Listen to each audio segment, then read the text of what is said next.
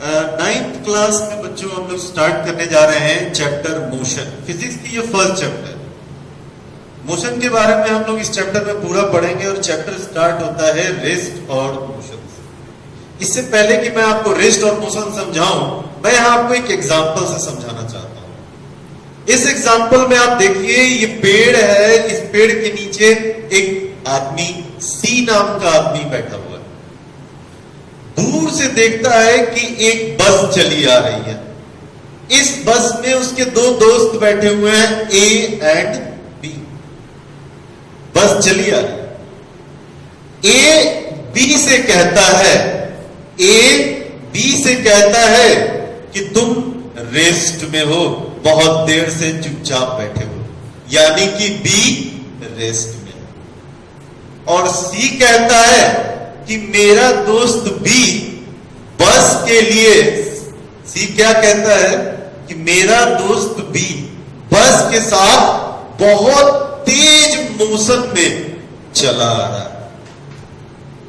अब हमारे लिए एक क्वेश्चन हो गया दिमाग में, एक ही समय में एक ही आदमी बी रेस्ट में या मोशन में, दोनों में कैसे हो सकता? या तो कोई रुका हुआ होगा या तो कोई चल रहा होगा। और यहां से ही हमें हमारी रेस्ट और मोशन की परिभाषा मिले। तो हमारे दिमाग में ये क्वेश्चन आता है, और ये बहुत क्लासिकल क्वेश्चन है कि एक ही समय में एक आदमी बी रेस्ट और मोशन में, दोनों में कैसे हो सकता है?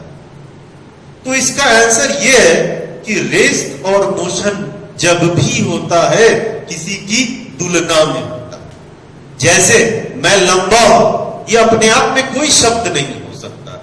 मैं किससे लंबा हूं तुलनात्मक होता है, या छोटा हूं। तो उसी तरह से रेस्ट और मोशन हमेशा एक रिलेटिव वर्ड। किसी भी बी जब भी रेस्ट में होगा वो किसी की तुलना में होगा। यहां बी ए की तुलना में।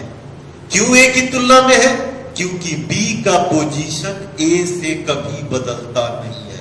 समय बदलता जाता है लेकिन बी ए की तुलना में उसी पोजीशन पे रहता है। इसीलिए ए के लिए बी कभी भी मोशन में नहीं है, वो रेस्ट में। लेकिन जब बस चलती है तो सी के लिए बी कभी यहां हो सकता है, कभी बी यहां हो सकता है, कभी बी यहां हो सकता है।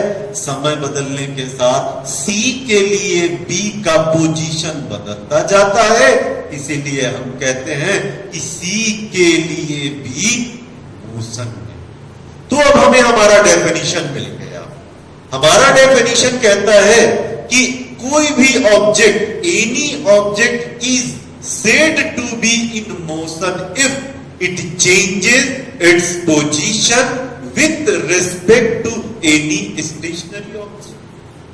किसी भी रुके हुए ऑब्जेक्ट की तुलना में यदि कोई ऑब्जेक्ट, कोई वस्तु लगातार स्थान बदल रही है, तब हम कहेंगे कि यह ऑब्जेक्ट मोशन में है उस रुकी हुई ऑब्जेक्ट के तुलना में। लेकिन अगर कोई object does not change its position with respect to any stationary object, then it is said to be in rest. मतलब कि कोई ऑब्जेक्ट किसी दूसरी ऑब्जेक्ट की तुलना में अगर अपना पोजीशन नहीं बदलता है, समय बदलने के साथ पोजीशन नहीं बदलता है, तो हम कहेंगे कि वो रेस्ट में है। नाउ अब नेक्स्ट टॉपिक स्टार्ट करें। हाँ, तो हमने देखा यहां कि एनी ऑब्जेक्ट मोशन में है, और हमने मोशन में देखा कि वो मोशन में है तो उसका पोजीशन चेंज हो रहा है। पोजीशन चेंज होने से क्या होगा? पोजीशन चेंज होने से ऑब्जेक्ट कुछ पाथ, कुछ रास्ता, कुछ दूरी तय करता है। तो यहां एक शब्द आ गई, दूरी, डिस्टेंस। डिस्टेंस क्या है? तो डिस्टेंस होता है, अब यहां एक ऑब्जेक्ट ए है, मान लीजिए वो बी पोजीशन पर जाने के लिए वो एक रास्ता ट्रेवल करता है, यहां से जाता है, दूसरी बार वो ये जाता है, तीसरी बार ये भी जाता है। तो हम देख रहे हैं कि 3 रास्ते यहां तय किए गए। सपोज करिए कि यहां से डी दूरी तय की, यहां से D2 और ये D3, तो यह तीनों रास्ते इसकी दूरी कहलाएंगे। हमको नापना है तो सीधी बात इन रास्ते की लंबाई को लेकर के नाप लेंगे और हम कहेंगे कि ये इतनी दूरी तय किया। तो डिस्टेंस क्या है?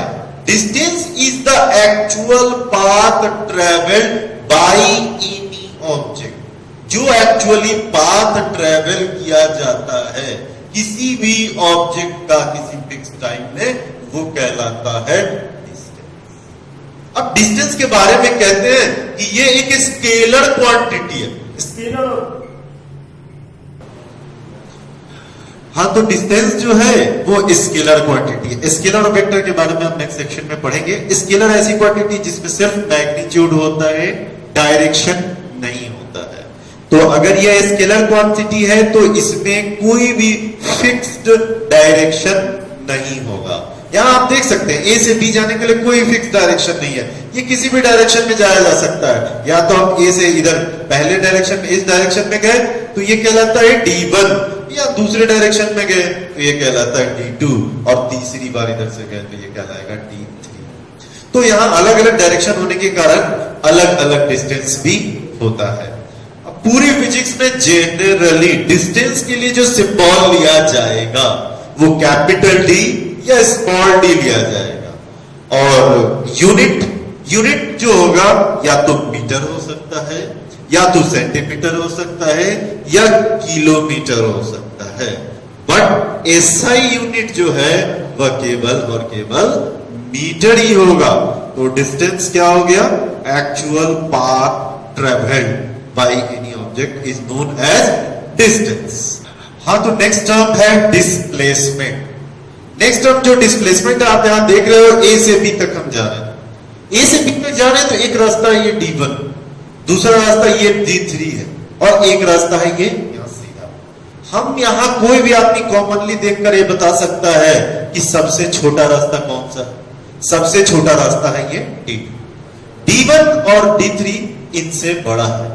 जब हम किसी भी दो दूरियों के बीच में एक सीधी रेखा, स्ट्रेट लाइन खींचते हैं तो वही सबसे छोटा होता है।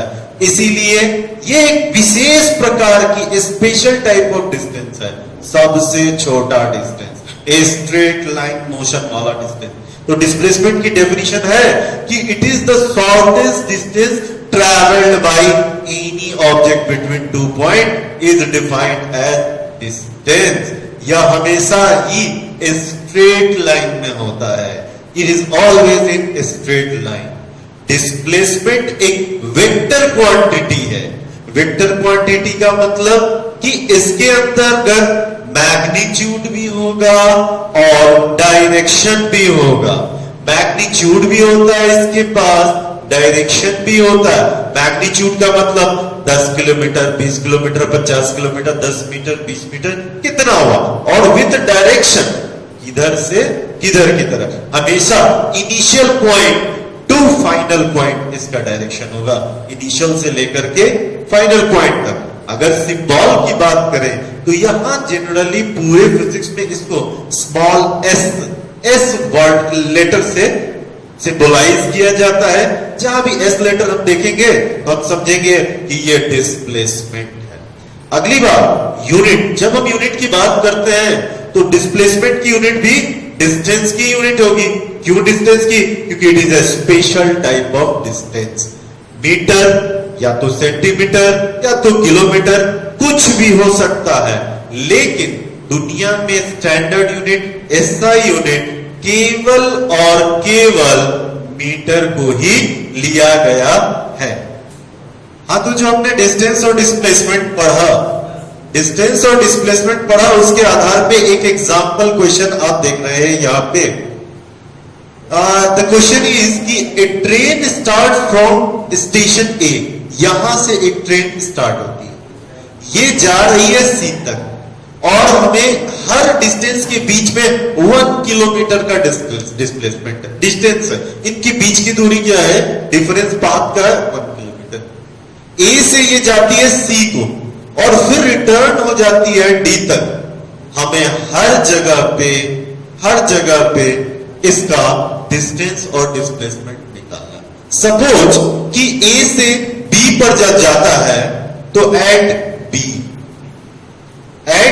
में जब ट्रेन जा रहा है बी पर, तो बी पर हमारा डिस्टेंस कितना होगा? सीधी सीधी बात 1 किलोमीटर, क्योंकि यहां से यहां तक की पाथ लेंथ है 1 किलोमीटर। डिस्प्लेसमेंट क्या होगा? हमने कहा स्ट्रेट लाइन में अगर डिस्टेंस हो तो वही होता है डिस्प्लेसमेंट। तो चलिए भाई, डिस्प्लेसमेंट भी हो गया 1 किलोमीटर। अब आइए बी के बाद एट सी। सी पर जब हम जाते हैं तो डिस्टेंस कितना हुआ? 1 किलोमीटर और 1 और किलोमीटर, तो भाई डिस्टेंस तो हो गया 2 किलोमीटर। डिस्प्लेसमेंट कितना हुआ? तो कहता है स्ट्रेट लाइन में हो तो वही होता है डिस्प्लेसमेंट। चलिए भाई, जितना है तो ये भी हो गया 2 किलोमीटर। अब आइए रिटर्निंग में। रिटर्निंग हो रही है। रिटर्निंग में सी से कहां जाएगा? बी पर जाएगा। बी पर जब जाएगा तो डिस्टेंस कितना होगा?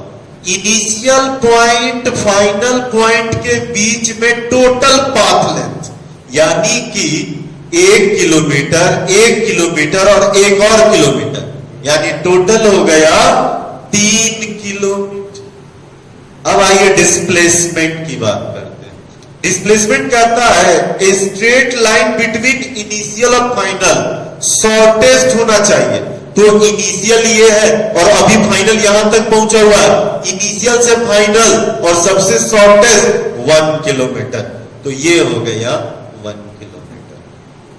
ठीक है। अब मेरा ट्रेन जो है वो बी से पहुंच गया ए पर। ए पर जब पहुंचा तो हम देखते हैं डिस्टेंस कितना चला। 1 और किलोमीटर ऐड कीजिए, 1 2 3 और 1 और किलोमीटर ऐड किया, दैट इज 4 किलोमीटर। लेकिन डिस्प्लेसमेंट कहता है इनिशियल पॉइंट फाइनल पॉइंट उनके बीच का स्मॉलेस्ट। तो चलो, ट्रेन यहां पे इनिशियल पॉइंट भी यही, फाइनल पॉइंट भी यही, तो इनके बीच में मिनिमम डिस्टेंस कितना हुआ? 0। कोई डिस्टेंस ही नहीं है, इसीलिए डिस्प्लेसमेंट हो गया 0। तो भाई साहब एक चीज देखिए, हमेशा सेम नहीं रहेगा। यहां डिस्प्लेसमेंट बदल गया, यहां भी डिस्प्लेसमेंट बदल गया, और डिस्टेंस कभी 0 नहीं हो रहा है। डिस्प्लेसमेंट 0 हो सकता है, और डिस्प्लेसमेंट क्या निगेटिव भी हो सकता है? यस, निगेटिव भी हो सकता है। अब रिटर्न होगा तो ए से कहां पहुंचा है? डी पे पहुंचा है। जब डी पर पहुंचा तो डिस्टेंस कितना हुआ? डिस्टेंस 1 किलोमीटर और जोड़ दीजिए, 1 2 किलोमीटर, 3 किलोमीटर, 4 किलोमीटर और एक और हो गया 5 किलोमीटर। लेकिन अगर डिस्प्लेसमेंट की बात करें तो डिस्प्लेसमेंट की बात करें, इधर के डायरेक्शन को आपने पॉजिटिव रखा है तो इधर के डायरेक्शन को आप निगेटिव रखेंगे। अब सीधी सी बात है, इनिशियल पॉइंट ये है, फाइनल पॉइंट ये है, राइट साइड पॉजिटिव तो लेफ्ट साइड निगेटिव। हम जानते हैं ना, आप लोग जानते हो कि नहीं, कोऑर्डिनेट एक्सिस। कोऑर्डिनेट एक्सिस में x डैश ये पॉजिटिव और ये निगेटिव। तो सीधी सीधी बात है, अगर आप डिस्प्लेसमेंट करने जाते हो तो इनिशियल पॉइंट फाइनल पॉइंट यहां पे 1 ही किलोमीटर है, लेकिन उल्टा डायरेक्शन में, यानी -1 किलोमीटर। एक बात पता चल गई यहां पे कि डिस्प्लेसमेंट 0 भी हो सकता है, डिस्प्लेसमेंट निगेटिव भी हो सकता है, लेकिन डिस्टेंस कभी 0 नहीं होगा, डिस्टेंस कभी निगेटिव नहीं होगा। डिस्टेंस का वैल्यू हमेशा बढ़ता जाता है। ठीक, ओके देन इसके बाद हमारे पास कुछ असाइनमेंट वर्क है जो आप करेंगे। टॉपिक हमने जो कंप्लीट करा उसी पर है। Define the following: motion, rest, scalar, vector, distance, displacement. इसकी आपको डेफिनेशन लिखनी है। और उसके बाद the next question is differentiate the following. दो डिफरेंशिएट करके लिखना है, रेस्ट एंड मोशन, इनको डिफरेंशिएट करके लिखेंगे। और the second question is distance and displacement.